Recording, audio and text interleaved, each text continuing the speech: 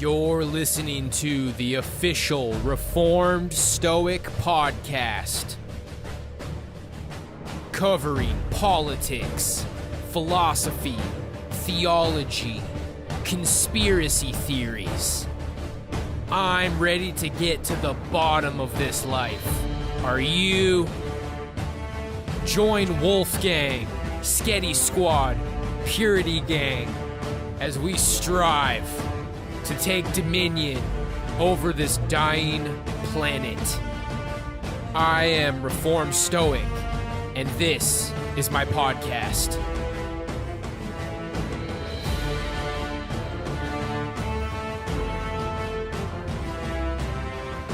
Let's go! How in the hizek are we stewing today? Boys and girls, girls and boys, welcome to the show. I think we got a pretty lean program today. Let's see here. I think... Alright, we got a hard man here. We got some hard men here today. Let's go. Alright, guys. So, how are we doing today? I got a little grocery shopping done. Got a little Weenie Hut Jr. workout in. I was supposed to do an ab workout. I did 3 rounds shadow boxing on the porch. It was a little bit chilly. I tried to do my max reps. I do max reps with the weighted vest on. Rows, then push-ups. Minute and a half rest. Then I do max reps without the vest. I was supposed to do a ab workout after that, but I didn't. Weenie Hut Jr. did. At least we're keeping in it. Alex Jones just got sued for a lot of money, so we're going to take a look at what's going on with that, a little bit about the disappearing middle class, and then a little bit about Christians and not being of the world. We're just kind of getting it in today. I don't imagine it will be an especially long show, but we'll take our time, and we'll get cozy, and we'll live it. So, without further ado, let's get to the news segment. You're listening to the Reformed Stoic news segment. Let's go!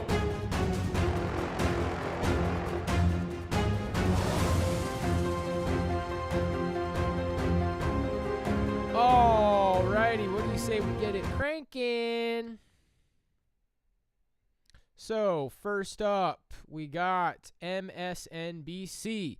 This must be what hell is like. Alex Jones reacts to order to pay $965 million to Sandy Hook families. You have been watching a judge read out what is ultimately a staggering amount of money that Alex Jones is now being ordered to pay to families of Sandy Hook school shooting victims for the lies that Jones perpetrated, for the conspiracy theories that he put forward, claiming Sandy Hook was a hoax. It obviously was not. Nearly 24 people killed, murdered on that horrific day in Newtown, Connecticut. This trial, of course, taking place in Connecticut, with the damages totaling roughly $1 billion. Again, it is an extraordinary amount of money here. We've got Ben Collins, Danny Savalos, our legal analyst, Paul Butler, our legal analyst as well, joining us. Ben, let me go to you for initial reaction here. I know that almost simultaneously, we are also hearing from Alex Jones on InfoWars, learning, I think in real time, that he owes about $965 million plus attorney fees to these families. That's correct. Look, Hallie, my jaw is on the floor here. This is an amount of money that he cannot make up, and he knows that, and that's what he's saying right now. He's obviously telling people to go buy some supplements or whatever, but there are no amount of supplements that are going to make up that level of money. His team counted over $1 billion. We're still, like, that's how high the damages are here. Nobody has a real number yet. We're still trying to figure that out. I do want to read you a quote from him. He said, first of all, he said, we've lost count. It's in the billions. And he says, why not make it trillions? Because he doesn't have any of this. And he said, this must be what hell's like. They just read out the damages, even though you don't got the money.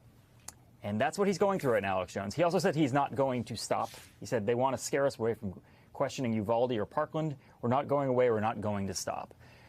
So this is not a deterrent for him. He's just going to keep going. But at this point, I don't know how InfoWars is going to keep going. He's hoping that there's a cap on these damages, but I just don't know. Okay, I'm pretty hesitant to give a lot of my thoughts on this situation. $1 billion, and what exactly did he do? He suggested that maybe something else was going on with Sandy Hook. Again, not really trying to give my opinion on this stuff. Yikes, dude.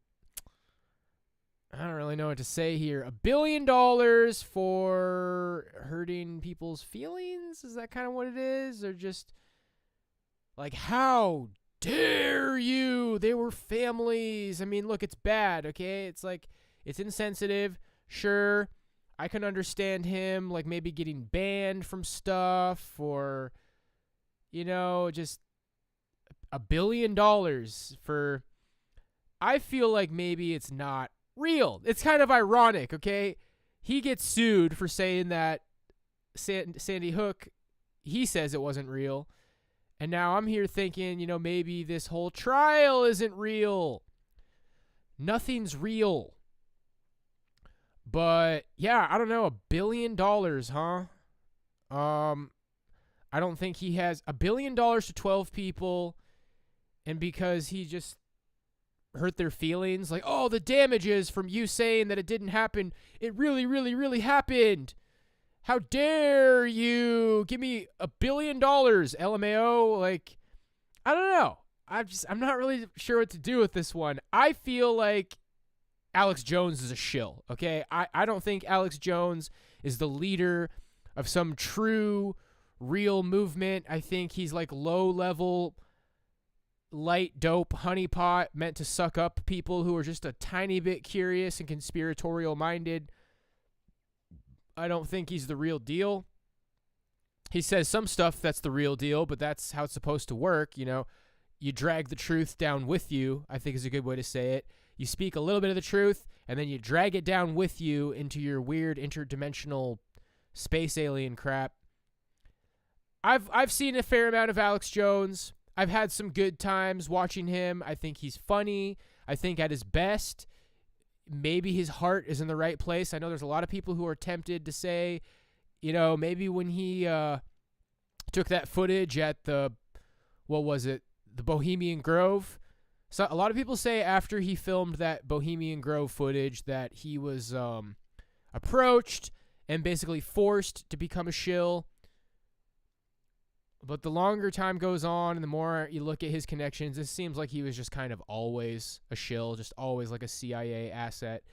So, yeah, to me, I feel like this is just a fake trial that's meant to be like, this is what happens if you speak fake news. $1 billion payout. Bad actors, Alex Jones, welcome to reality. It occurs to me that the best way to hurt a rich person is to turn him into a poor person. Billy Ray Valentine. Dominion and Smartmatic should get $1 billion from Fox News. Rudy Giuliani and Sidney Powell. He's just one of many crazies in the nation. I hope this gains momentum. Really? You hope he has to pay out $1 billion for offending some people? Their kids died. I mean, dude, that's literally an appeal to emotion. Okay? It's just like, let's all get super emotional. Those were people's kids. Oh, okay, but yeah, that's maybe he should never be on public TV again, or you can make some articles saying he's a bad person. I get it, okay? I understand the sentiment, but $1 billion payout. Anytime your argument is just you, like, borderline crying, that's going to be everybody's argument. It's like, $1 billion? Why would he pay them? Those were their kids, and they died. Their kids died. How dare you? Are you questioning? Their kids died. It's like, okay, I get it. It's sad, but that's not really an argument. Like, crying and saying somebody's kids died, that's an appeal to emotion. And if this is real, then that's where our country is at anymore. Somebody just gets the pouty eyes. He said a bad. Okay, LMAO, to billion dollars. Like, we're living in a fucking meme at this point. It's a literal meme. He said a bad. LMAO, give him $1 billion. K-fam. And he's got, like, the crying smiley face head. Like, what the fuck is this shit? $1 billion? Okay, moving on.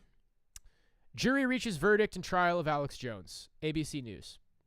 We got some breaking news. A verdict has been reached in the defamation trial against conspiracy theorist Alex Jones for his claims that the 2012 Sandy Hook massacre was a hoax. And there you have, there's the courtroom in Waterbury, Connecticut. The jury are answering 2 questions. Compensatory damages for each of the 15 plaintiffs. These are family members and an FBI agent who was on the case. And defamation damages for emotional distress as well. So compensatory and emotional distress are the 2 numbers that you will hear for each of the plaintiffs. This is not going to be a short verdict. 15 plaintiffs. This is a different trial than the one that concluded recently in Austin, Texas, where Jones and his company were found liable for almost $50 million in damages for the similar lies that he's told and the pain that he inflicted on the people of who lost loved ones at Sandy Hook. Ladies and gentlemen of the jury, please listen to your verdict. Here we go. As it is This read. is the verdict. That quote-unquote pain they felt is worth like $1 million each, top. I mean, give them all like 10 million or 5. You're just fucking greedy, dude. You're just greedy, okay? If somebody like offended my dead kids, if somebody said something horrible about me and my dead kids, give me fucking $10 million. Give me $5 million, okay? $1 billion? That's their argument. Anytime that's your argument, why do you think you deserve $1 billion? Okay, well, I'm sad for you. I'm very sad. How about $100,000? How about $1 million? How about $5 million? Fucking A, dude. I'm not trying to be offensive. This is offensive now. It's everybody's feelings. You see how the internet connects everybody's feelings together? And you made her cry. Good job, Reform Stoic. You made her cry. Why should I give you $1 billion? Well, you made her cry. Now, do I have to pay $1 billion? Like, what the fuck, dude? Verdict. We, the jury, have reached our verdict as to damages in this case. We award damages to each plaintiff and against Alex Jones and Free Speech Systems, LLC, as follows. You are hereby formally discharged from your service as jurors. Thank you again. We are adjourned.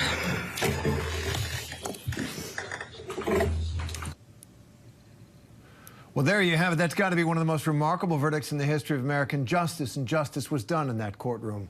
You just heard the verdict being read in the defamation trial against conspiracy theorist, InfoWars host Alex Jones for his claims that the 2012 Sandy Hook shooting massacre, when all those little children and their teachers were killed, Alex Jones called that a hoax.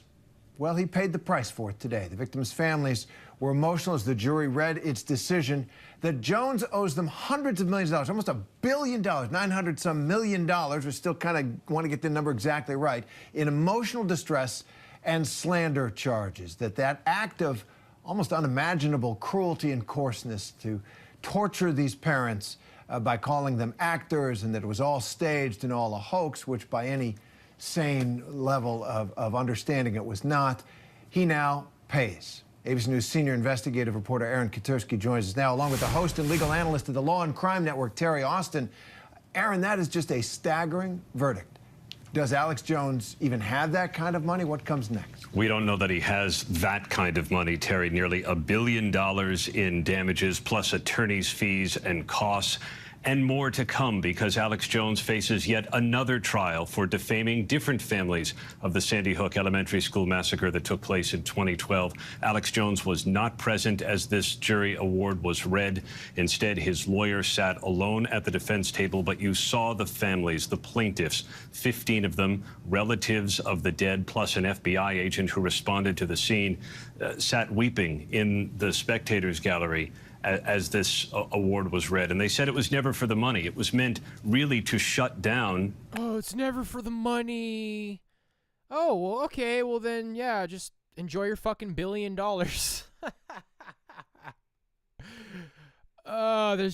There's no more morals or ethics in this country, guys. You just gotta fucking cry and you get whatever you want. And not if you're a white male, though. Not if you're a white Christian male. Alex Jones. They did not necessarily want the compensation, but they effectively wanted to bankrupt him so that he could not spew these lies anymore. This is far and away in excess of what the plaintiffs' attorneys were expecting. They had originally asked for about $500 million. This is now $1 billion in compensatory damages, Terry. It is, as you say, a stunning verdict. Hi, everyone. George Stephanopoulos here. Thanks for checking out the ABC News. Wow, man. I feel like our legal system is just a big, giant, fucking crying baby that wakes up from its nap and gets grumpy and then points at you. It's like, oh, you woke up the baby. You got to pay $1 billion. You got to go to prison for life. It's like, holy fuck, dude. I'm hesitant to, like, give my thoughts on it because, I mean, we're definitely not a fucking free country, bro. Like, that was a man using his free speech. And they call it defamation, and they call it this and call it that. And I mean, ultimately, some of the people out there who think certain things about certain stuff, I'll bet their mind isn't fucking changing. I'll bet their thought process is, wow, he spoke on something, and they took every fucking cent from him. Maybe it's because he was right? Hey, I don't have $1 billion. I mean, oh, jeez.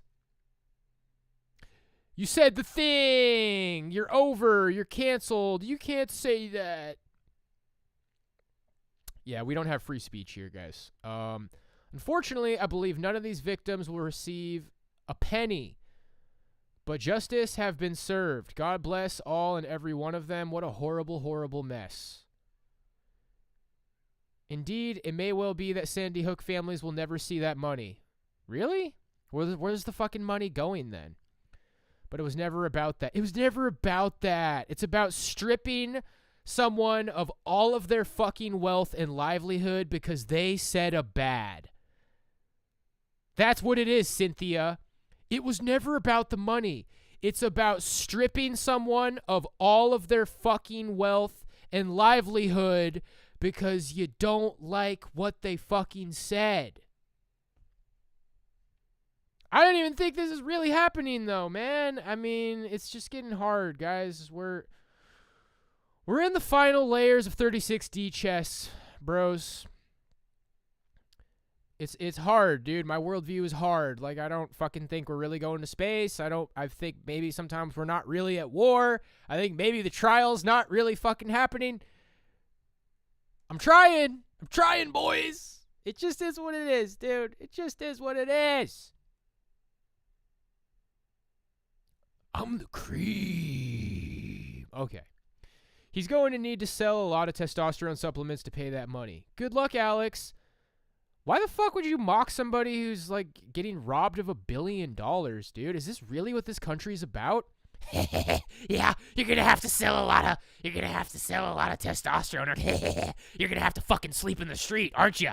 I hope you got a good sleeping bag, buddy. Oh, I'll bet you can't even afford a sleeping bag, huh? You'll never fucking eat again. You'll never go to a public restaurant. You're gonna have to lie on the street and beg for money and starve to death. What the fuck is wrong with everybody? Why do you want somebody to lose all their money? I don't want anybody to lose their money, even if you fucking offended me. If somebody offended me, you know what I'd like to do? Is be able to talk, because I'm good at talking. If somebody offends me, I'd like to be live in front of a bunch of people and be like, hey, this person said this to me. It was fucking petty. This is why I think you're a jackass. Boom. I gotta say my piece. I feel better. They don't need to be stripped of all their fucking money and livelihood and thrown out in the dirt. That's what this country is anymore, dude. You've lost everything. What the fuck is wrong with you? What the fuck is wrong with people, bro? I'm an empath, okay? People are trying to label me as a bad. I'm a fucking empath. And when you see, but you said a bad, but you swore at somebody, but you yelled at somebody. Because you guys are fucking disgusting. Because people are disgusted. It disgusts me the way these people are like a snake pit. You see the way people act on the internet is like a snake pit, bro. Have some fucking decency. All right, moving on. Alex Jones ordered to pay $965 million to Sandy Hook families. CBS News. But first, InfoWars host and conspiracy theorist Alex Jones has been ordered to pay nearly $1 billion to the families of Sandy Hook shooting victims. A Connecticut jury handed down the decision Wednesday. They put the price of his lies at $965 million. Jones spent years profiting off of false claims that the school shooting was a hoax. The massacre left 26 people dead. 20 of them were children, just 6 or 7 years old. I'm joined by our national correspondent, Nikki Batiste from Waterbury, Connecticut, and Stephen Solomon, a founding editor of First Amendment Watch and a professor of media law at NYU's Arthur L. Carter Journalism Institute. First, Nikki, to you, walk us through what happened in court today. This is an incredibly emotional day. As the verdict was read this afternoon, I was sitting next to several parents who lost their young children. As their verdicts, their amounts were read one by one. They were emotional, reaching over to one another, but still really strong. I spoke with several of them afterwards. We heard from several at the press conference, and they say this verdict is the accountability that they were fighting for. And I just want to talk about a little bit, just briefly, about some of the testimony. You need to be held accountable. I mean, you guys, all that really matters in this country is how many people agree on something. And that's democracy in a nutshell. It is majority mob rule. Democracy is 51% of the population overpowering and dominating 49% of the population. It's all just about what everybody thinks. What did she just say that made me say this? They were fighting for. And I just want to talk about a little bit, just briefly, about some of the... It's everything they were fighting for. Like, I'm a relic of the past. I'm a relic of the past. I'm fucking Luke Skywalker in Star Wars Part 7, you know? He used to be the fucking hero of the series, and then he's a hobo on some fucking planet. It's like, I'm not the hero anymore, kids. We need black women and transgenders. My time is over. Like, holy fuck, dude. People don't listen to me. People angrily cross their arms like, he's on the internet saying mean stuff. He's on the internet saying hate speech. He's on the internet. It's like, $1 billion? Like, and I can't question it, right? I don't want to get sued for $1 billion. I feel like what? How do you decide whose feelings are worth, like, being sued for $1 billion, bro? Because it's not hyperbole to say that, okay, are we living in the time where if you say something offensive, you get sued for $1 billion? Is that what time we're living in? I mean, I'm not Alex Jones, but this is a podcast. I'm a public figure on the internet. Have I said anything in this podcast that, like, you gotta pay, you gotta be accountable? Like, did I cross the line for $1 billion? Where is that line? What's the fucking line? That's $1 billion. Like, because people's argument is always, he said that, you said it. I mean, even if it's offensive, dude. If you call somebody's family like a bunch of N-words, okay, this is a harsh example, but anybody watching this, I'm not just trying to be, like, edgy right now, okay? If there's, like, a black family that moves in, and you're like, hey, you guys are a bunch of N-words, that's a really tasteless, careless, nasty, judgmental thing to say, and I think somebody who says that deserves, like, whatever, to have people, like, talk shit about them.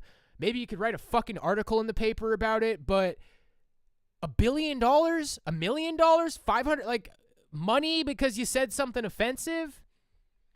I'll bet some people were offended by Amy Schumer's fucking Comedy Central roast shit, you know, or she's saying that Steve-O should have died. Does she owe Steve-O $1 billion? How do we decide whose feelings are important? I mean, I could start making that case right now. Amy Schumer, you know, she made a joke about Steve-O's friend fucking dying. What was it, like Chris Pontius? Like, Chris Pontius was in a car accident. Everybody wishes that it was you, Steve-O. That's fucked up. That's fucked up. His friend died in a car accident. I think you owe Steve-O $1 billion fucking dollars, and why not? right? How does that math work? Well, you know, they were kids that died, and there was 27 of them. So mathematically, like, are we really going to pretend there's some fucking logic behind it? It's like, okay, so 1 billion divided by 27. Here, let's do the fucking math right now. Let's try to make this logical, okay? Let's try to base this in some sort of fucking, like, So we'll just do 1 divided by 27, and then we'll cut it in half because he wasn't a kid. And so then what do I have to multiply that by? So that's 0.01 billion. So we'll round it up to 0.02. So what's 0.02 of a billion? It's a fucking lot of money. That's like what, $3 million or $30 million or something? It's millions of dollars, okay? 0.018 of a billion is millions of dollars. So there you go. I tried to apply some sort of fucking mathematics to it. It's like, okay, well, there's 27 kids and they're kids. But I mean, she made a joke about somebody's fucking friend dying. You know what I mean? Like, and then all the NPCs are just looking at me with that angry fluoride stare. I'm trying to like explain the mathematics. Like, oh, let's try to apply logic to this and make it mathematical. And all the normies are just like, you don't think those families deserve $1 billion because you're hate speech, because you're a toxic Christian white male. It's like, I mean, can we try to put some sort of fucking reason behind this other than just, he said it bad and those were kids and It's insanity, dude. It's an appeal to emotion fallacy. It's fallacious thinking. It's not fucking logical. And, like, no fucking NPC will ever listen to anything I'm saying, dude. It's us versus them. The testimony. It's what's really important to point out that Alex Jones started these theories, these lies, within 48 hours of the Sandy Hook shooting. Just 3 examples of testimony from family members. One father who lost his daughter. Alex Jones used video of him at his daughter's funeral to mock him, saying that he was an actor. Another father who lost his young son said he had threats from Alex's listeners saying they were going to desecrate his son's grave. Another listener saying they were going to dig it up. The family of a teacher who lost her life at Sandy Hook talked about holding a fundraiser for her, and listeners of Alex Jones, supporters of Alex Jones, showing up and yelling to people who come to run in this fundraising race that it was all a hoax. So this was a really emotional trial. Alex Jones. It was so emotional. So many people's feelings were hurt bad. And I get it. And I'm saying that there should be some sort of a punishment, but I'm sorry, your hurt feelings are not worth $1 billion. Testified himself, saying he was done saying sorry. And again, it was live streaming his shows. The verdict was read today. John? Stephen, Jones called this trial an assault on his First Amendment right. Free speech has allowed lying in some instances. It's limited it in other cases. Explain what was at issue here. Sure. So the First Amendment clearly protects disinformation generally. And what I mean by that is people can say all kinds of false things about election fraud, about COVID-19 pandemic, and even about Sandy Hook. The answer that the First Amendment gives is that we don't censor speech like that, but we push back with truthful speech. This was different, though. What Alex Jones did was weaponize. He weaponized disinformation against families who had suffered the most grievous possible loss. And in doing that, he moved across a boundary, a very clear boundary, into unprotected speech, and that's defamation and the infliction of emotional distress. So it's that crossing of the boundary that's important here. So the harm that was created on another person by what he was saying is the key test. Exactly. So you can say whatever you want about these issues, but when you attack... I mean, the people pretty much admitted that it's not about the money. They just want to fucking financially cripple him eternally. Like, the fact that they're saying that, like, they're trying to say that like it makes them look good. Like, it was never about the money. We just want to crucify him financially. Like, wow. And I get the idea that the masses of people don't see anything wrong with that. Cool, bro. individuals or corporations. That's what's different about it. And then you bring up issues like defamation of character, infliction of emotional distress. And in this case, the injury was so grievous that the community, as represented by the jury, pushed back very strongly. Nikki, you mentioned there that Alex Jones had a reaction. What was his reaction again to the verdict today?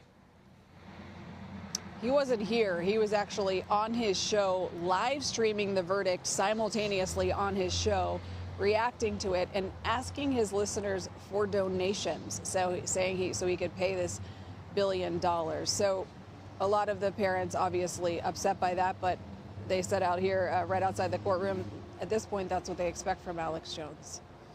And Stephen, I want to ask you, you mentioned that it's perfectly fine to go out and lie about elections and other things. We have a lot of conspiracy theories in our American culture today. Help me understand how this decision affects or doesn't affect other outlets that are in the business of spreading conspiracy theories. Well, it's not perfectly fine because, of course, disinformation of any kind is very corrosive. Where this may have an effect is where... And this is the part that triggers the fuck out of all of these people. It's like, well, how do we know it's disinformation? Maybe he's right. Oh my gosh, the kids died. It's like, well, I don't know, man. I'm not so sure. Don't sue me. Like, fuck, bro. It's really hard to, like, have this discussion because this is demonstrating, like, yeah, we'll just flat out fucking bankrupt you for saying something that's not true. But how do we know it's not true? Give me all your money. The discussion's not allowed anymore.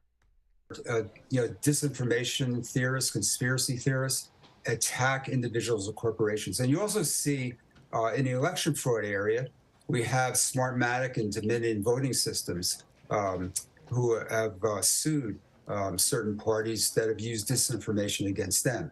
So the effect will be, if there's a deterrent effect, it will be on those parties who weaponize disinformation and use it against specific people, specific corporations, as happened here.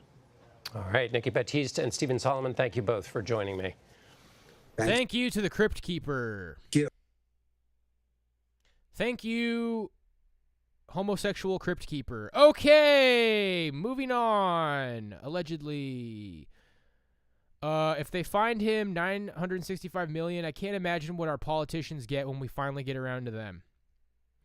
If the politicians of today had to pay into a kitty for every lie they told us, this country would be debt-free. They must find it difficult. Those who have taken authority as truth rather than truth as authority. They should have just said infinity dollars. Literally the scene from Austin Powers where they just burst out laughing at the nonsensical amount. That's what I was thinking too. Give us $1 billion, bashillion, babillion, fafillion, magillion, bagajillion dollars. Like what? Oh, come on.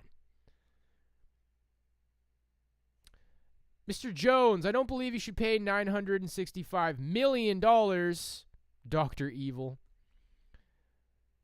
Not even a murderer pays this, nor a police officer who runs over a person pays this. Exactly. Exactly. AJ has a platform and a voice. He has no right saying what he said while profiting from it. He doesn't? I don't suppose I'm allowed to disagree with you because, well, you're emotional. You're all emotional about it, and I'm starting to kind of see a pattern here, huh, guys? Like, hey, I think maybe 9/11 was a little off. People died. There's people died in 9/11. Never say that. Hey, I think maybe something's a little off here. People died there too. How dare you? So, in theory, let's just, set up an example. In theory, if somebody wanted to do, what's it called? A false flag? If somebody wanted to do a false flag, just make it something like very emotional, like, oh my gosh, 100 puppies were run over by cars and 100 children died. So you go in the news, 100 puppies were run over by cars and 100 children died and a bunch of grandmas died too. It's like, I I think maybe that was fake. How dare you? How dare you? So I guess in theory, if you were trying to do a false flag, you basically just make it something very, very, very, very emotional, like school shootings and 9/11 and bombings. That way nobody can ever question it. I mean, I'm just trying to lay out a line of thinking here, and I think a lot of people understand what I'm talking about, but we're getting very close to a moment in time where this line of thinking is very problematic and not allowed. And you see, guys, free speech is just, you can just say whatever the fuck you want, bro. Free speech is just, you can say whatever you want. There's no such thing as hate speech. Our buddy Baked Alaska always likes to say that it was declared in the Supreme Court that there's no such thing as hate speech. And I'm not even a fucking libertarian. I know. Like, I don't think people should have free speech. That's where it starts to get strange, because all these people are like, we could lose our democracy. It's like, yeah, libertarian values. That includes free speech. Hate speech isn't free speech. Well, I don't really give a fuck. I want to live in like a fashy or like a fashy theocracy where we just don't have free speech. Where if you say certain things, like you mock Christ, then you just get fucking shot. That's what I think we should live in. I think you should be killed by a firing squad if you mock Christ. So I don't even give a fuck about free speech. I don't even think we should have it. But these people are like, we could lose our democracy. We could lose our democracy. We are losing our democracy, sweetie panty pants. You're against free speech. If they, let's see. What's hysterical is that none of these families will get a penny out of him. You can't squeeze blood out of a... Why is everybody saying that? Why are people saying the families aren't going to get any money? That much I don't understand. What the fuck are you talking about? They're getting billions. They're getting millions. So what's the plan? Ruin one business and slave him to pay off debt? Smearocracy. Everyone gets smeared. All right. Alex Jones ordered to pay. Yeah. Okay, we've pretty much been over this. Jurors ordered conspiracy theorist Alex Jones on Wednesday to pay nearly $1 billion. Oh, wow. To Sandy Hook Elementary School shooting victims, relatives, and an FBI agent. What? Why is he paying all that money to an FBI agent? Can we get some background on that? Like, they just need a piece, don't they? Gotta give the... Whoa! I hear that in headphones. Hello. Thanks for the sub or the dono, whatever that was. Hello. That was loud in my headphones. Let me take these puppies off. The verdict came in a defamation lawsuit filed by some of the families of 26 people who were killed in the 2012 shooting, plus an FBI agent who was among the first responders. A Texas jury in August awarded nearly $50 million to the parents of another slain child. So an FBI agent who was one of the first responders, really? I was there, and it was horrible, and how dare you say it didn't happen? I was a first responder. So he caused him emotional distress, too? Oh, jeez. Can I get some money? Like, I saw it. I was one of the first people to see it on the news. I saw Sandy Hook on the news, and... I'm traumatized by Alex Jones. Can I get some money too? Okay, there's nothing else for this, guys. We get it. We get it. I'm not necessary. I know it sounds like I'm standing up for Alex Jones. And I know that the NPC mobs don't have any idea what I'm talking about. And it's funny. It's because, let me tell you something, NPC mob who thinks that this is justice. The reason that you don't understand where I'm coming from here is because you don't have any empathy. You don't have any fucking morals. And this is like a one-liner that I'm really proud of. It's so ironic that the people with the least morals are the most judgmental and the most offended and the most likely to persecute people. That just feels really good to say, bro. The people with the least morals are the most judgmental and the fastest to persecute people. And it's just really awe-inspiring. All right, moving on. CNBC. This is from earlier this year. Why the middle class is disappearing. 12 minutes. Get cozy. The middle class was once a symbol of the American dream. But the American middle class today paints quite a different picture. Being middle class, I feel like you're really just in between a rock and a hard place. You know, you're in a spot where everyone's like, hey, you're doing better than, low class. You're doing great. You should be fine.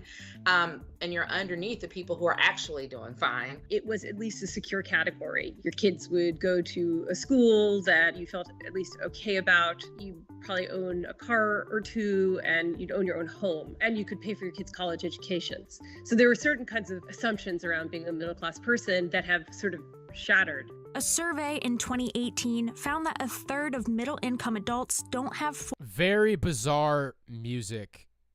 Very bizarre choice of music for this. I'm very hyper aware of that. From watching a bunch of random stuff, I just realized that like a lot of film scoring people, to me, it just sounds like they don't really know what they're doing. Like this song, I don't think this is a good song in the background. $400 to cover an unexpected expense. In polls, when people are asked about being middle class, they frequently are less likely to say so, and more people now urge the pollsters to suggest that they're working class. So I think that many people who maybe in prior years would have thought of themselves as middle class now no longer think of themselves that way. So when we think about economic status, we think about it as some static, state of the world. It's really hard to pay attention with that bullshit music. That you are either poor or not poor, you're middle class or you're not. But in fact, the reality is that many middle class families will experience one or a few years in poverty. In fact, most American families will have years where they'll be poor or near poor. That precarity, that uncertainty, that is now a feature of the middle class experience for most U.S. families. So, what exactly happened to the American middle class?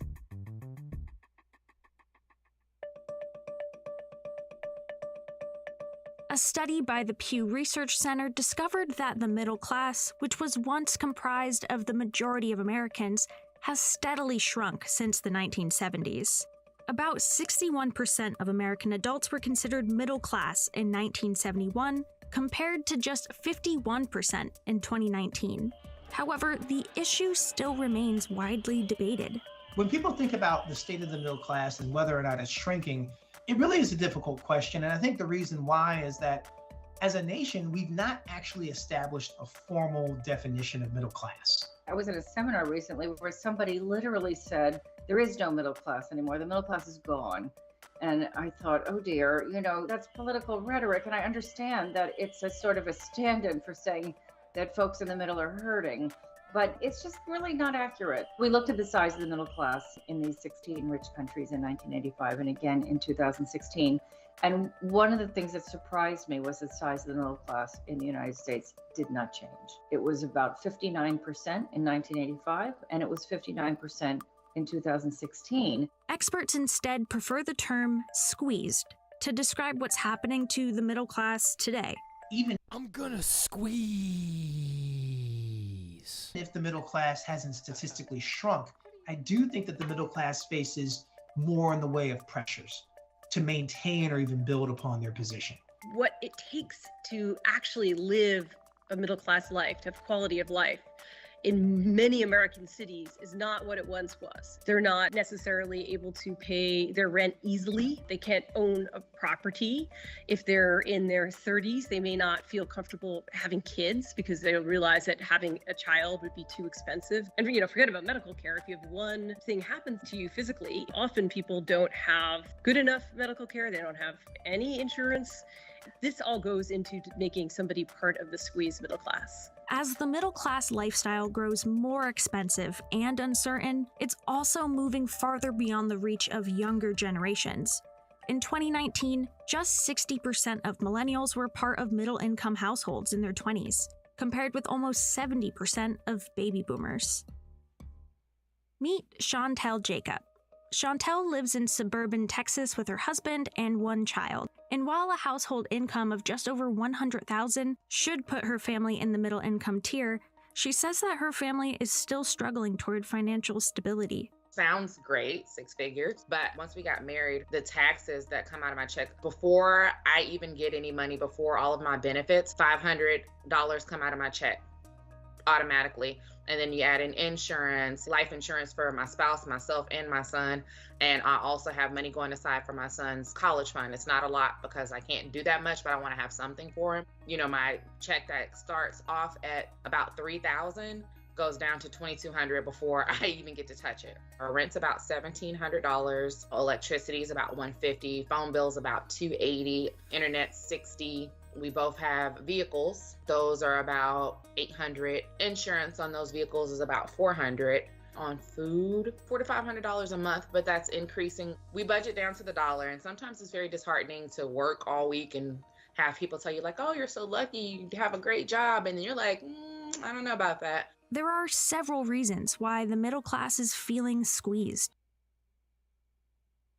The first reason is stagnated income. Between 1970 and 2018, the middle class share of aggregate income fell by 19% in the US. In comparison, the share of aggregate income for upper income households saw a rise of 19%. Another study by the Brookings Institute found that income in the middle class has grown half as fast compared to both the bottom 20% and the top 20% of income tiers once taxes and transfers were taken into account. If I stay at a company for a while, my income becomes stagnant. You know, it increases by a couple thousand. I generally have to job hop to have increases in my income, which in itself is not security. Middle-class workers over the last 40 years have not been able to adequately benefit from the productivity growth, the expansion of the pie in the economy. We've measured this and found that the typical worker has fallen 43 percentage points behind the growth of productivity. What that means is that the middle-class worker could have earned 1 percentage point more per year in compensation growth over the last 40 years. And they didn't get it because there was an erosion of labor's share of overall income, and because of rising inequalities such that the top 10%, particularly the top 1%, and even more so the top 0.1%, took in much of the gains from the growth of the economy. While incomes stagnate, the cost of living has risen dramatically over the years. To put it into perspective, the average household income in the US saw just a 16% increase over the last 50 years. In comparison, housing costs increased by 190%, and college tuition shot up by nearly 264% in the same time period. I first moved in over here in these apartments I live in 5 years ago. My rent was like $1,100. It's now $1,700. That $600 increase happened. I did not have a $600 increase. Like, my income did not increase at the same rate. Rising expenditures, rising prices in health, housing, and education are very real, and they've put a tremendous amount of pressure on income, so on households in the middle whose income simply doesn't go as far as it used to. The situation is even worse in cities where the cost of living is already higher. An analysis in 2018 found that raising a family and a middle-class lifestyle in expensive coastal cities like San Francisco or New York needs an income of at least $300,000 a year. For reference, just 10% of all households made $200,000 or over in 2020. I recently saw an apartment next to the building I work in Plano, and I was like, it'd be great to walk across the street to work. And it was like $2,400 for an efficiency. And I'm like, that's insane. And then it's like, for what I have, they call a townhome, 3-bed, 2-bath, $5,500. I'm like, well, absolutely not. Like, I'm gonna pay $5,500 and I don't own it. It's not mine. It's just getting worse. And everyone, it's like, I feel like native people are being pushed out into the suburbs, and then people from out of state can come in and enjoy the beautiful fruits of Dallas and have fun and be close to the restaurants. And, you know, I have to live out here, and, you know, it's not bad, but it's not Dallas. I'm from Dallas. I grew up there. That's where I want to be. But how it is now, you know, it's just not affordable. policymaking might be both the fault and the solution of the middle class squeeze. There is no help whatsoever. There's no policy in place to assist people. And I feel like as soon as you get a job or as soon as you're working, they're just like, oh, that's all you need is a job. You got it, go forth and have at it. The stagnation of wages and paychecks for people started in the 70s when productivity started growing more slowly, but really accelerated after 1979 and 80 when there was a huge growth of inequality, when the top 1% took off, when the stock market grew, but people's paychecks didn't. And that has to do with issues of deregulation and excessive unemployment, the weakening of unions, the failure to raise the minimum wage, globalization with low-wage countries that really put the kibosh on blue-collar job opportunities in many places. The point is that it's not that the economy got worse, it was that there were policy decisions made so that the economic growth did not filter down to the vast majority. The country wasn't built by Wall Street bankers, CEOs, and hedge fund managers. It was built by you. It was built by the great American middle class. In response, the Biden Biden's going to stick it to Wall Street for sure. Administration came into office in 2021 with a promise to revitalize the middle class. The $1 trillion bipartisan infrastructure bill from November 2021 and the upcoming Build Back Better Act both include provisions aimed at financially supporting middle-income families. But as Congress continues to find itself in stalemate, only time will tell whether these bills would really have an impact on the survival of middle-income households. I don't see any change effects. My friends that were struggling are still struggling. I'm still budgeting down to every dollar, trying to get things done. So I just feel like if the changes are happening, they're not trickling down fast enough for us to see the effects of it. I think that overall, the team with the Biden administration's done quite well. At the same time, they're up against really strong headwinds. We're talking about a global pandemic that persists. We're talking about historic levels of inflation and labor shortages that are leading to these sorts of supply chain gaps worldwide. So I think that both things are true. They've done a good job, but they also have a lot of work to do. The fate of the middle class could determine the future of the American dream. I just think we do need to be concerned because this has an effect on how people perceive the American experiment working for them. And there are expectations that there should be this upward growth in mobility. But I think we do have an increasingly precarious labor market for many Americans. And so it's important to note that this is also a feature of inequality. It's a shame that we have as much or more poverty now than we did 40 years ago, that the middle class is earning somewhat higher wages, but not in proportion to what they've increased their productivity over that time. And what this does is it adds to division. It hurts our democracy. It hurts the upward mobility of the children of these families. That whole middle class of people is like teetering on the brink of ruin. One emergency, one catastrophe, and you can see even COVID showed you how quickly people who were doing good can just fall off and have nothing. That should have been a wake-up call that we need to change some things.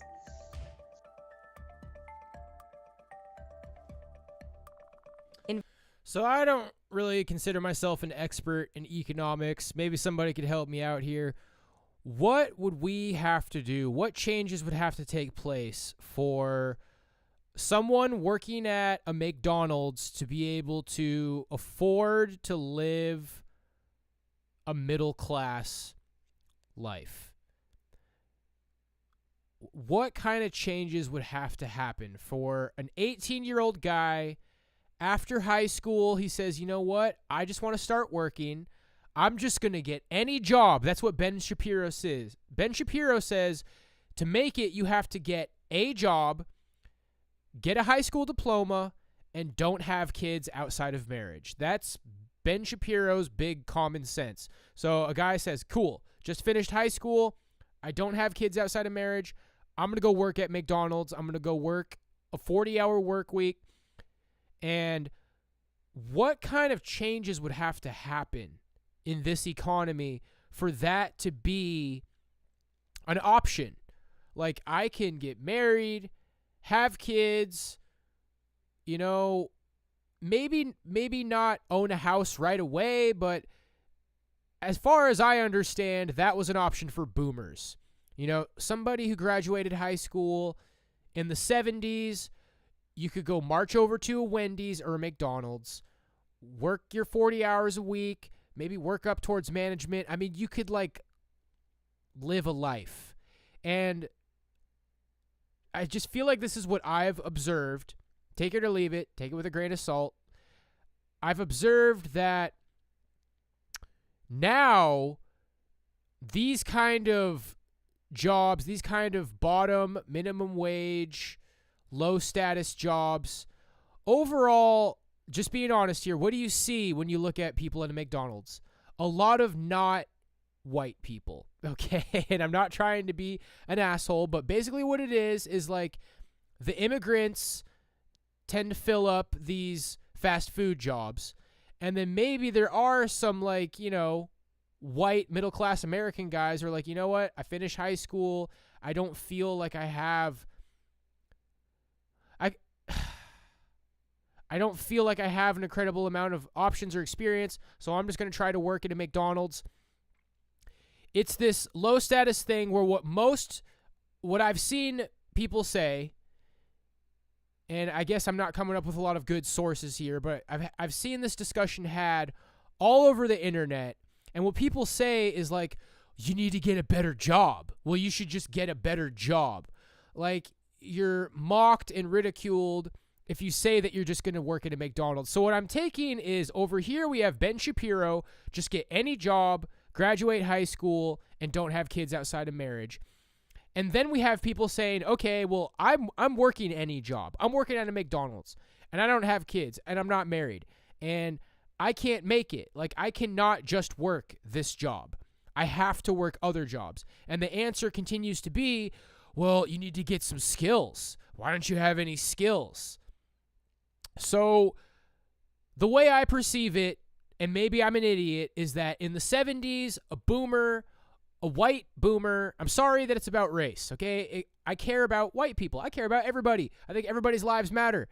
Let's just say, for no reason at all, this guy in the 70s is white, okay? That's just the way it is. He could have been black, but he's white in my example. White guy, graduates high school in the 70s, works at McDonald's. He can pay his way in the world. He can make it. He can live in a cozy suburban house, and he can provide enough of a life to get married. And I believe that that guy would have been able to get married in the 70s. Now, you get shamed if you work at a McDonald's. And let's just be honest here. Let's just take this to a place that I don't think people want to take it anymore. I think you're more likely to get shamed as a white male working at a McDonald's. You know, it seems like immigrants have this idea of America. If I can make it to the United States, I can work. I can get a job, and I'm grateful for that. And a lot of times that job for an immigrant is McDonald's. It's like there's this alternate reality. It's like if you're an immigrant, you made it to the United States and you work at McDonald's, I'm doing it, I'm working, I'm providing for my family. But if you're a white guy and you're from maybe middle working class, and you work at a McDonald's, you're a loser, you need to get more skills, women aren't going to want to date you. I mean, am I fucking crazy here? I know I'm saying, like, I've seen this, and it's a lot of anecdotal evidence. I at least have what Ben Shapiro said. I mean, am I fucking crazy here? Is this whole rant I just went on just a big fucking crock of shit based off of nothing, or am I on to something here? McDonald's was always low status. Fast food service was always low status. But now it's like, you're a fucking skillless idiot if you work at McDonald's. Well, then maybe we shouldn't have so many McDonald's. You know, because we've seen all these chains. Like, there's a fucking McDonald's on every corner now. We have these low status jobs that everybody want. Oh, we don't have an Arby's? Why don't we have an Arby's? We need more Arby's. Let's get more Arby's. Let's get more Taco Bell. You work at a Taco Bell? You're a fucking loser. Oh, man, I'm high and drunk, and it's the weekend. I think I want some Taco Bell. Hey, loser, give me my fucking Taco Bell. Oh, you want to be able to, like, live and get married and just give me my fucking Taco Bell, idiot. That's kind of the direction this country is heading. Like, everybody wants Taco Bell, but if you work at a Taco Bell, well, don't complain that you can't afford to live and have a life, because you should have better skills. Why don't you learn to code? And is there an answer? Like, that's just the way it is now. Inflation is why that is no longer a possibility. And it's as simple as that. It's inflation, and you don't understand it because you're not a big fancy pants economics guy. I think a lot of fucking average ass guys, beer belly, bald, maybe he's not very smart, guys, okay? Joe Six-Pack, but he's not Joe Six-Pack. Joe Beer Belly from the 70s. He's 5'10". His breath stinks. He's got a sweaty fucking football jersey on. Yeah, go Redskins or go Seattle. He likes to watch football. He's not super smart. He's got maybe 100 IQ. He's got like 105 IQ. That guy used to be able to have kids and get a wife and live in a fucking neighborhood and exist. And it's getting to a point where it's like, you're fucking obsolete. Like, oh, you only have 105 IQ? Oh, you're bald and fat and you just want to work at McDonald's? Like, it's over! Anyway, I gotta go take a piss. Why don't you guys let that boil over for a second? Why don't you guys chew on that for a minute? Funny cats. Let's just go with funny cats. I gotta take a piss, get some water. 100 IQ, school.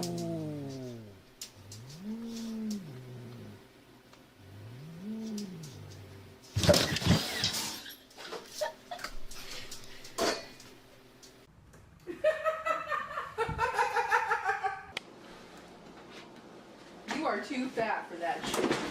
Oh my God.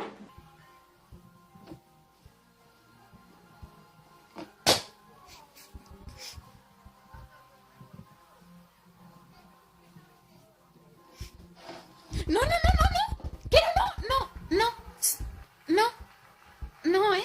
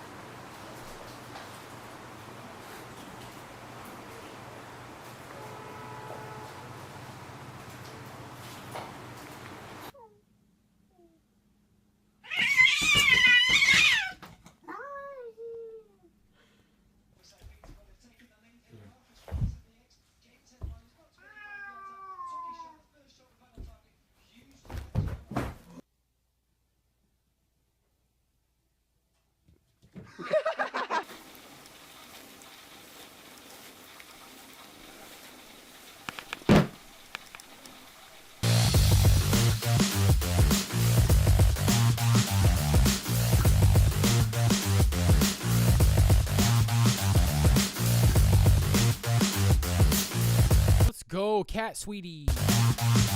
Ha ha ha ha.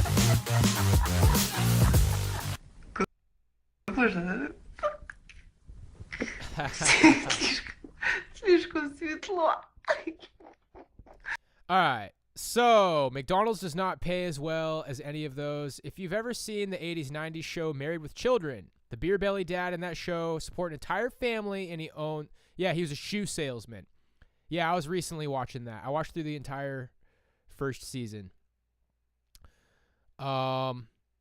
Yeah, guys, and, of course, the boomers have their very famous motto of hard work. The beautiful thing about America is if you're just willing to work hard, you can have a good life here, and things are very competitive now. I just feel like things were relaxed, man. In the 70s, I don't really know what I want to do with my life, man. I'm fucking working at this McDonald's, you know what I'm saying? Maybe working 30, 40 hours a week, rolling joints. I got long fucking hair. I drink beer in my apartment. I tell some girl who was at the McDonald's, like, hey, I'm getting off soon. You want to come over to my place and smoke a joint and watch my TV in my apartment? You know, you didn't have to be like Mr. fucking take over the world to be happy, to make it. It was okay to be middle class. It was okay to be working class. And now there's a lot of lectures about, like, man, you got to learn to code. You got to learn some skills. You got to learn how to be valuable. And what's happening with the dynamic between men and women is that everybody wants to help women make it. Why, yes, come to our university. Here's a scholarship. We need you. We want you. We want women in engineering. We want women doing this. We want women doing that. If any girl goes to college, you're going to just be met with open arms. There's going to be a sea of dicks ready to just woo you. College is just like a patty, golden road to success. Like, oh, here you go. Let me open the door for you. Let me help you with your homework. You need tutoring. Like, they want women at the universities. They treat women well there. They're well received. It just doesn't take much for women to get through university. It's not as stressful for them as it is for men. It's becoming a toxic environment for men. All right, I got myself a lovely orange here. I'm going to carb up a little bit while we watch Why the Middle Class is Shrinking Fast. This is from September 20th, 2022, about a month ago, less than a month ago. Here we go. EPB research. America's middle class is vanishing. In the last 20 years, the share of wealth held by the middle class has dropped more than 8%, while the share of wealth held by the top 1% has increased almost 8%. Why is this happening, and is this trend going to continue? In this video, we're going to find out. Since 2002, the share of wealth held by the middle class has dropped from 36% to 28%, a 23% change. Over the same time period, the share of wealth held by the top 1% has increased from 25% to 32%. In 2014, the share of wealth held by the top 1% exceeded the share of wealth held by the middle class, which is defined here as the 50th to 90th percentile. If we look at the share of wealth held by the top 1%, the trend looks extremely similar to the trend in the stock market. This makes sense. Wealthy people own a lot of assets. So if asset prices rise, that helps them. The middle class doesn't hold nearly the amount of financial assets as the top 1% and are much more dependent on the real economy for wage growth. Therefore, what we really have to analyze is why asset prices have outpaced the economy so much. Wage growth is tied to economic growth. I got apple juice today. School, 100% apple juice. Oh man, I'm going to carb up hard with that. No way around it. Weaker than normal wage growth is a symptom of weaker than normal economic growth. You can't generate 5% real wage growth with 2% real GDP growth. So we must understand why economic growth has been so weak. Over the long run, economic growth is a function of population growth and productivity. You know, you're talking about Homer Simpson. A lot of people like to point out, actually, that job that Homer works, like the overseer at the nuclear plant, that's like a solid, like $150,000 starting salary. That's a pretty good job. He's got a pretty good job. But I know what point you're trying to make. Productivity growth is closely linked to debt levels. When a use of debt doesn't generate an income stream, that is an unproductive use of debt that crushes productivity. Since the 1980s, we have taken a path of massively increasing debt. The increase in the debt to GDP ratio tells us that this debt was not used productively. Once debt levels became excessive, there was a sharp drop in economic growth and thus a sharp drop in wage growth. So the high debt levels hurt economic growth, which reduced wage growth, harming the middle class. But why were asset prices and the top 1% unaffected by this reduction in growth? Over the last 20 years, each time the economy ran into a debt problem or a recession, the answer was to lower interest rates. Lower interest rates was an easy way to kick the can down the road rather than dealing with the root cause, which was too much debt. So interest rates declined, and asset prices recovered because the debt was easier to service, but the debt load still remained, suppressing economic growth and thus wage growth. Asset holders made it out alive while workers suffered the consequences of the excessive debt burden. When interest rates hit 0% after 2008, we still didn't want to solve the debt problem, but we couldn't lower interest rates anymore, so we started quantitative easing. This increased liquidity in financial markets, again helping asset prices, but it did not help the real economy at all. The concept behind these policies was that the economy would rise to the level of asset prices. Asset holders were supposed to spend this newfound net worth in the economy, jump-starting the economic cycle. In 2010, Ben Bernanke, chairman of the Federal Reserve at the time, said, "Higher stock prices will boost consumer wealth and help increase confidence, which can also spur spending. Increased spending will lead to higher incomes and profits that, in a virtuous cycle, will further support the economic expansion." Boosting asset prices was always the plan. They said this. But as Robert Shiller noted, as well as other academic research, the wealth effect, particularly for the stock market, is a flawed concept. It doesn't work. So all that happened was that asset prices were bolstered by lower interest rates and increased liquidity, but the economy still had to deal with the crushing debt burden that refuses to be solved. Policymakers are very worried about correcting the debt problem because that means people, or asset holders, will lose a lot of money as the economy experiences debt deflation.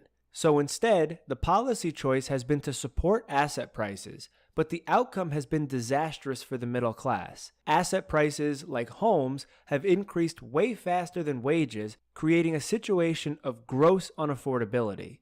20 years of conducting policy in this fashion, and what do we have? I think it would be really cool if I had like a mentor for the stock market, like some economic chatty. If you just out of the kindness of your heart, maybe, you know, because you enjoy my stream, you could be like, hey, I have a nice diversified stock portfolio. Tell me what website to use. Be like, if I was you, I would start out by, you know, maybe putting $500 to $1,000 in this. If I had a mentor in the stock market, that would be pretty cool, dude. Somebody who wants to help me out. Let's go. We have asset prices that are dangerously elevated relative to the underlying economy, and we still have all the debt burden. Correcting the debt problem would result in short-term and perhaps extreme short-term pain, but longer-term prosperity for all people as growth and wages would be able to accelerate without a crushing debt burden. Pursuing the same policies will result in the same outcome: ever-increasing debt, lower economic growth, falling real wages, but potentially higher asset prices if the decline in growth is continuously met with lower rates and more liquidity.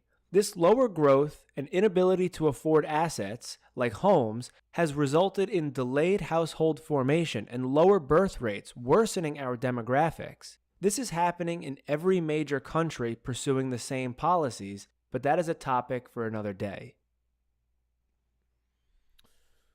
The middle class, guys, just Papa works, and then, you know, Mama works. I think that was really Gen X. Boomers had a lot of stay-at-home moms.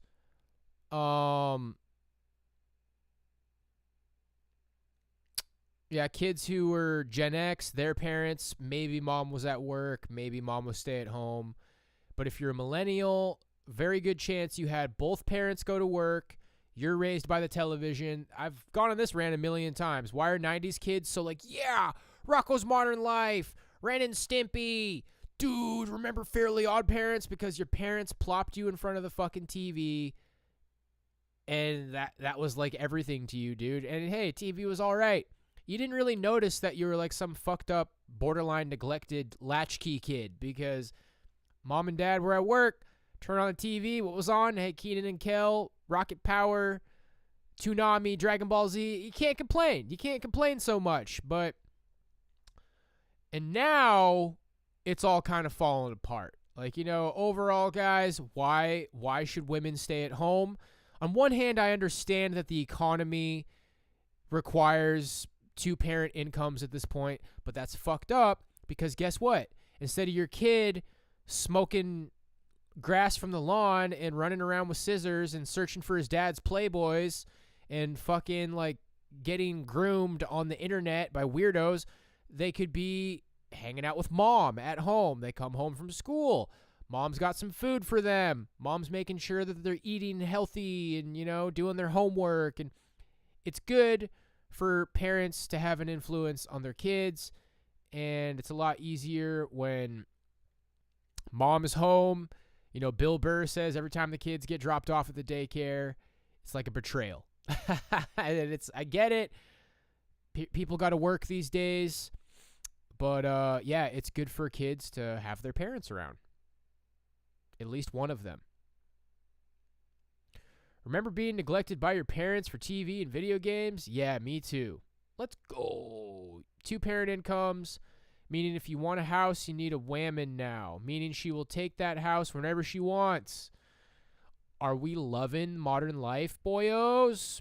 What do we got in chat? Masterful job here, putting exactly what's wrong with our economy in a concise and easy to understand video. Well done. I love how apolitical, concise, and digestible your videos are. Okay, this guy is the dude. What I've learned is that our national debt affects us in so many ways that we don't even realize, from shrinking middle class to home prices to birth rates. A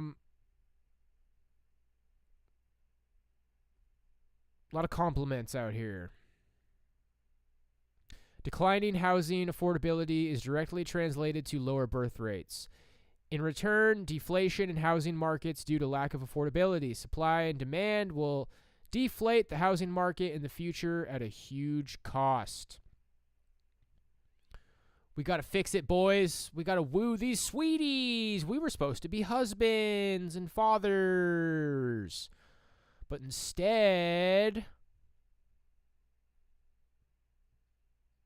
I have Dragon Ball Z on DVD. Let's go. So this is kind of not really an article here. This is an interesting little thing. This is emojicut.com. And there's a little snippet from a bunch of different articles with a certain topic title up top, and I can view the complete answer if I want to. I think we're just going to look through all these snippets. We're doing great on time today. I killed a lot of time with this stuff. What happened to the middle class? The middle class, once the economic stratum of a clear majority of American adults, has steadily contracted in the past 5 decades. The share of adults who live in middle-class households fell from 61% in 71 to 50% in 2021. Why is the middle class declining? So that was from yahoo.com. Now we got another yahoo.com. Why is the middle class declining? Broad societal changes in technology and the decline of unions and the role of globalization. All these things have fit into what we observe as the shrinking of the middle class and the shift of income to upper income households. Businessreport.com. Why is the middle class getting squeezed? Middle class and upper middle class Americans are getting squeezed by rising prices and market instability, seeing their pandemic era gains eroding faster than other groups. What is middle class today? Investopedia.com. The Pew Research Center defines middle class as households that earn between 2/3 and double the median U.S. household income, which is $65,000 in 2021, according to the U.S. Census Bureau. 21, using Pew's yardstick, middle income is made up of people who make between $43,000 and $130,000. PewResearch.org. What has caused the decline of the middle class in the U.S.? Rising income inequality in the U.S. Generally speaking, middle-class households are more prevalent in metropolitan areas where there is less of a gap between the incomes of households near the top and bottom ends of the income distribution. Where is the middle class moving? Key findings. The top 6 states hold steady. In last year's study, the top 6 states where upper middle class people moved to were Florida, Texas, Arizona, North Carolina, South Carolina, and Tennessee. I heard that Florida's pretty rough.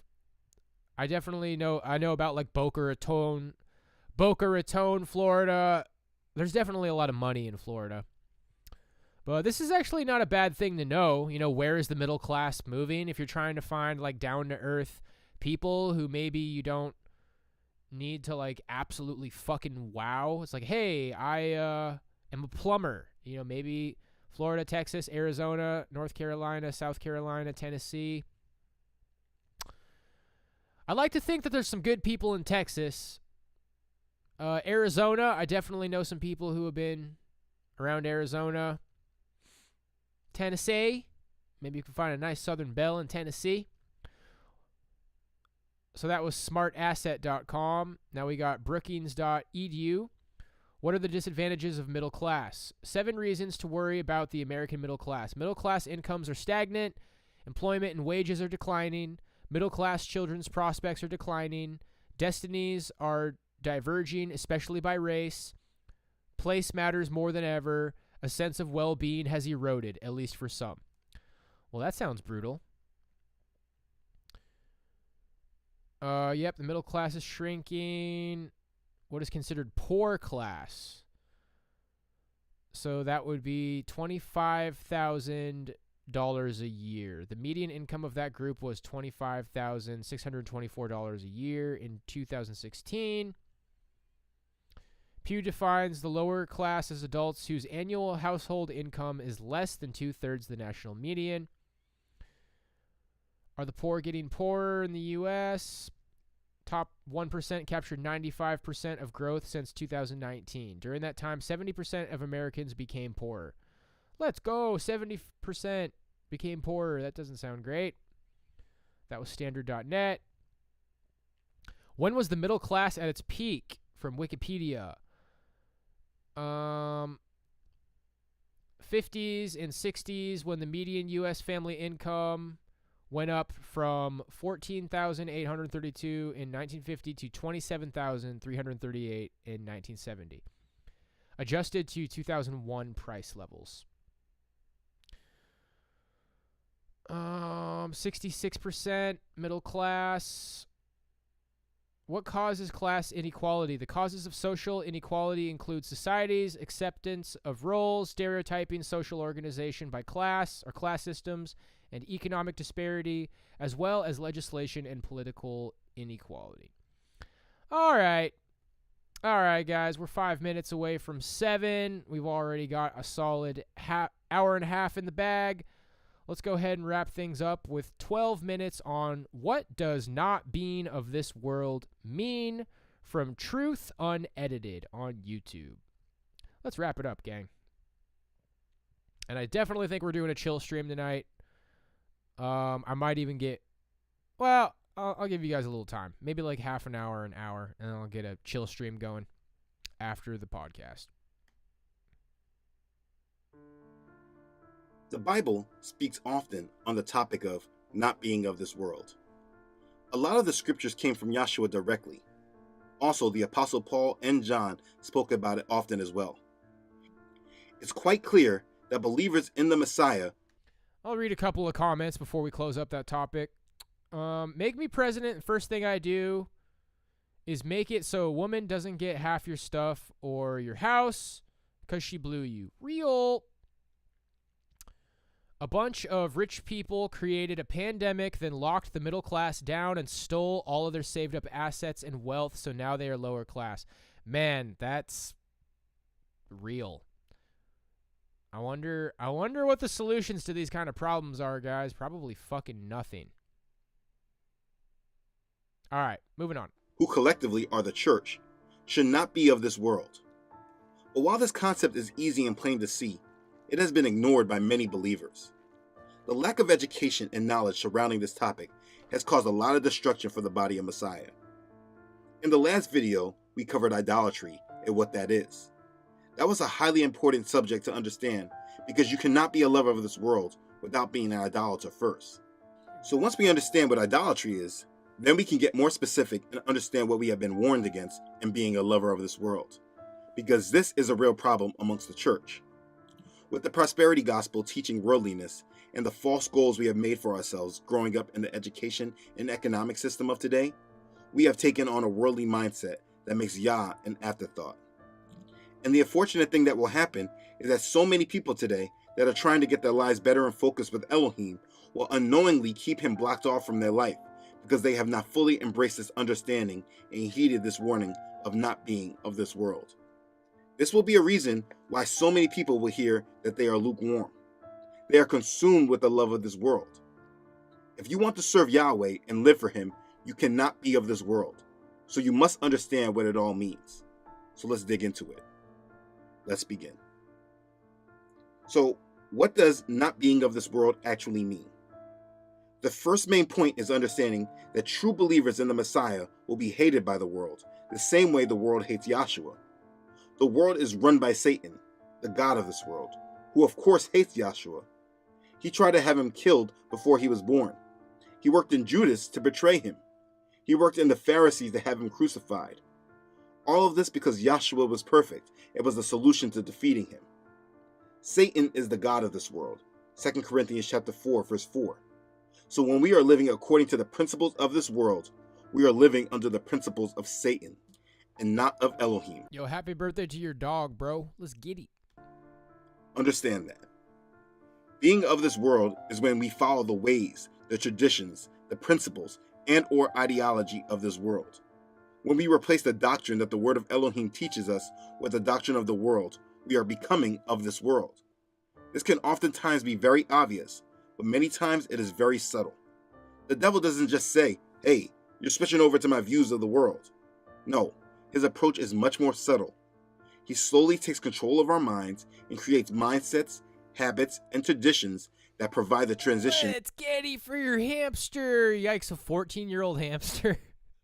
Is he doing okay, buddy? That sounds kind of old for a hamster. Away from principles of the Messiah. These mindsets, habits, and traditions often go unchecked in new believers because they have not taken the steps of renewing their mind in the word of Elohim. When we become believers, we must renew our minds in what Elohim tells us and examine it in the way we currently live. If we have never done that, there will be bondage that always lingers and keeps us conformed to the world. When this bondage has been left unchecked, we never break loose of our spiritually unhealthy love for this world. This often leads us to blindly accepting things that the men and women of Messiah should not accept. It has us believe in deceptive leaders that's true purpose is to drive us astray. It has us ignore the direction this world is heading and what is exactly occurring around us. In the end, it leaves us with a mindset of acceptance of false doctrine and principles that will keep us trapped in bondage. This bondage is often so strong that it takes our crown. Revelation chapter 3, verse 10. This is the epidemic for the church today.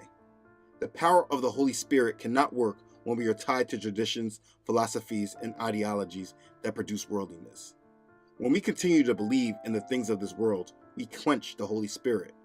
When we decide to worship Yahshua the way the world has decided to, we are quenching the Holy Spirit. When we vote and praise leaders that show a form of godliness, but contradict and go against Scripture, we are quenching the Holy Spirit. When we try to tie our own view of the world and mix it in with the gospel, we are quenching the Holy Spirit. The Holy Spirit is quenched in many believers, which is allowing the world to overtake them. This is why you will see hypocrites in the pew next to you in church, even from our pastors and church leaders. It's why you see so many people leaving the faith or having such a lack of faith that their belief in Yahshua is unidentifiable. It's why evil has been able to prevail so strongly in this day and age. Believers in Yahshua are being of this world. Something I find that is practically ignored in churches today is James chapter 4, verse 4. You will hear this often on this channel. It says clearly, adulterers and adulteresses, do you not know that friendship with the world is enmity with Elohim? Whoever therefore wants to be a friend of the world makes himself an enemy of Elohim. All believers should live with this understanding that being a friend of this world makes them an enemy of Elohim. But it seems so hard for the body of Messiah to understand this when we see the major pastors of this world being complete friends of the world, when we see the major gospel artists being friends of the world, when we see our friends and family that claim to be believers in Yahshua also being friends of the world. All of these examples are stumbling blocks for many people who desire to strengthen their walk with Elohim. It makes the task seem impossible or impractical, or maybe not even a real requirement. Let me give some scriptures to drive this point home. Beware, lest any man spoil you through philosophy and vain deceit, after the tradition of men, after the rudiments of the world, and not after Messiah. Colossians chapter 2, verse 8. And be not conformed to this world, but be transformed by the renewing of your mind, that you may prove what is that good and acceptable and perfect will of Elohim. Romans chapter 12, verse 2. Teaching us that, denying ungodliness and worldly lust, we should live soberly, righteously, and godly in this present world. Titus chapter 2, verse 12. You are of Elohim, little children, and have overcome them, because he who is in you is greater than he who is in the world. They are of the world, therefore they speak as of the world, and the world hears them. 1 John chapter 4, verses 4 and 5. And we know that we are of Elohim, and the whole world lie in wickedness. 1 John chapter 5, verse 19. I can give you more scripture, but I think you should get the point. I've listed these scriptures on my website. The link to them is in the description below. We are not to be of this world. Our ways should never conform to this world. Just because the world is changing doesn't mean that believers in Yahshua should. We are to be completely different. The church should be consistent through history because we live through him and not through this world. You should reject any preacher of the word that shows conformity to this world. Pastors preaching politics from the pulpit are a stumbling block. Pastors and church leaders preaching civil rights over Bible prophecy are a stumbling block. Churches that perform secular music on their pulpits are a stumbling block.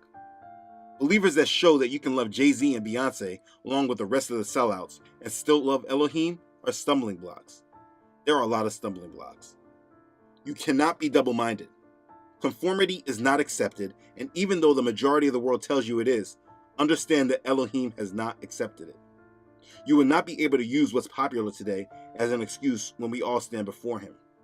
That's why this message is so important and needs to be understood. Separating ourselves from this world is a very hard thing to do, but it's not an option. It's a requirement. Our mindsets and values should not match what the world deems as acceptable. It should match what Elohim deems as acceptable. You want to know how to do this? We must renew our minds in the Messiah. We must read the Bible continuously and live our lives through what it says.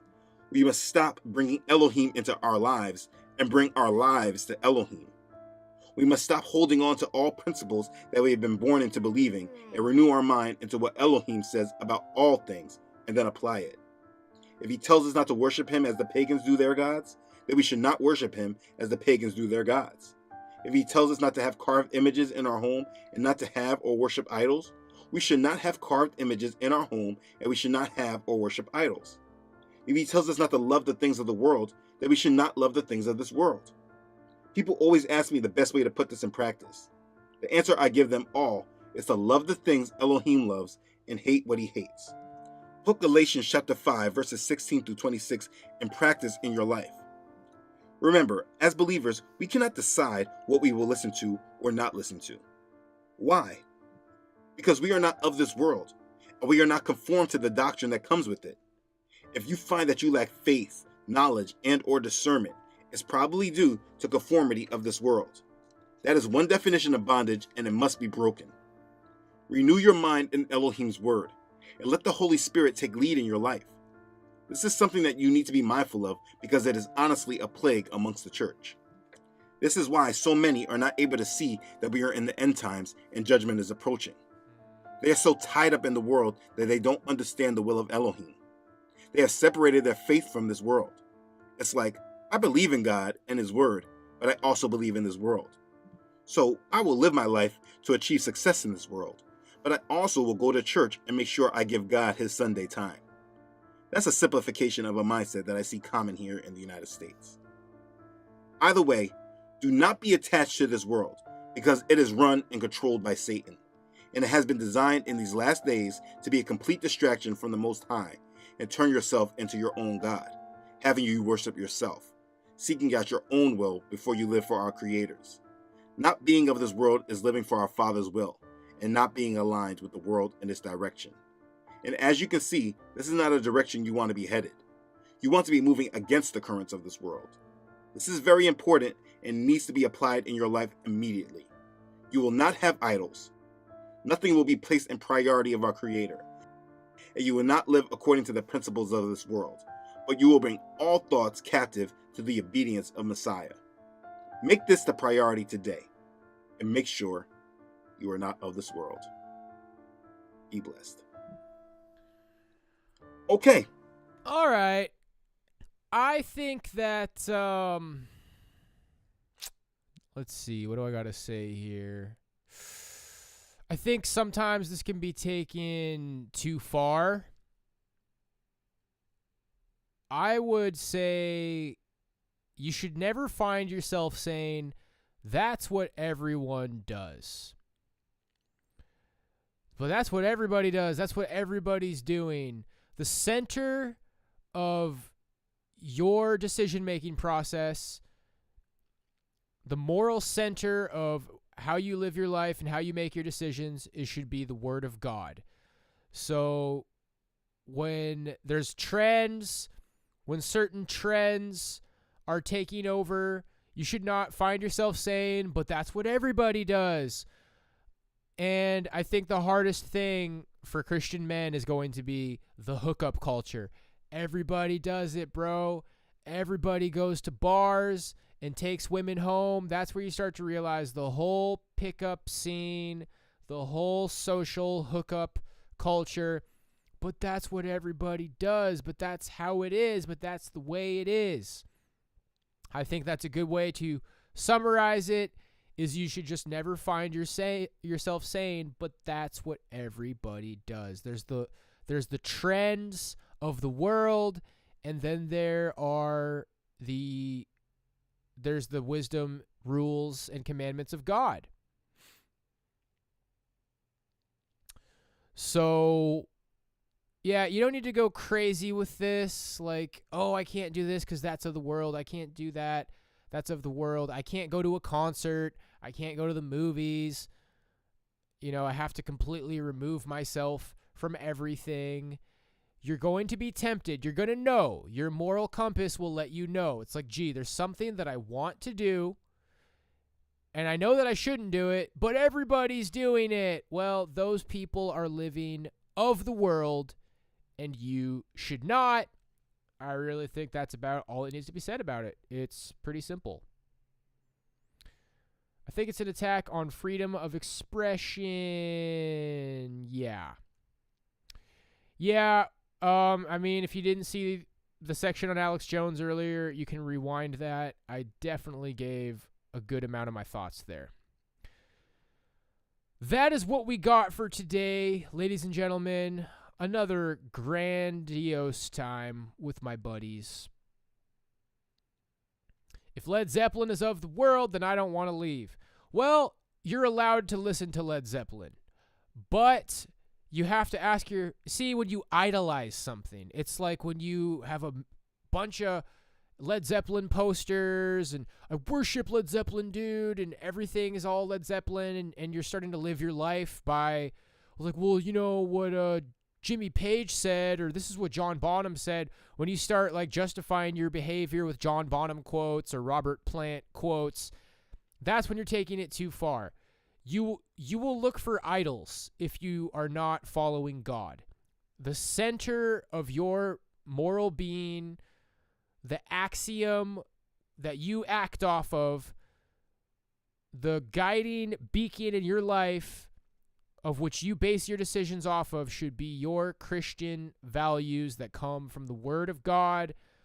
Led Zeppelin should be far down on your totem pole of things that are important. You're allowed to listen to it, but you know, when you're like listening to the reading along to the lyrics of a Led Zeppelin album, and yeah, like this is it. This is the way it is. This is how I'm going to live my life, bro. Baby, I'm gonna leave you. Yeah, he's right. He's right about everything. Immigrant Song. Whoa. Yeah, that's how I'm gonna live my life. Come from the land of the ice and snow, which and the wind springs blow. Hammer of the gods. Anyway, just your guiding compass is the Bible. And guess what? You're going to blow it sometimes, buddy. You're going to blow it. Frankly, I think God is helping a lot of us by making us fucking incels because honestly, guys, be real with yourself. If you had the ability to just chain bang a bunch of girls, you'd probably do it, wouldn't you? I'd probably do it too. I think God is honestly trying to help us a little bit, and I really believe that, man. I think that this life is just confusing at this point. Everything points towards, dude, you need to get laid. Bro, you're not getting laid. Haha, you're a loser because you don't get laid. That's what everything points towards. Well, guess what? That's what the world points towards. So you're a fucking winner, dude. You're a winner. Real winter hours. Okay, God bless you guys. Thanks for being here. I think maybe in like half an hour, I'll fire up the chill stream and we'll carb up because I'm hungry. God bless you guys. I appreciate you. And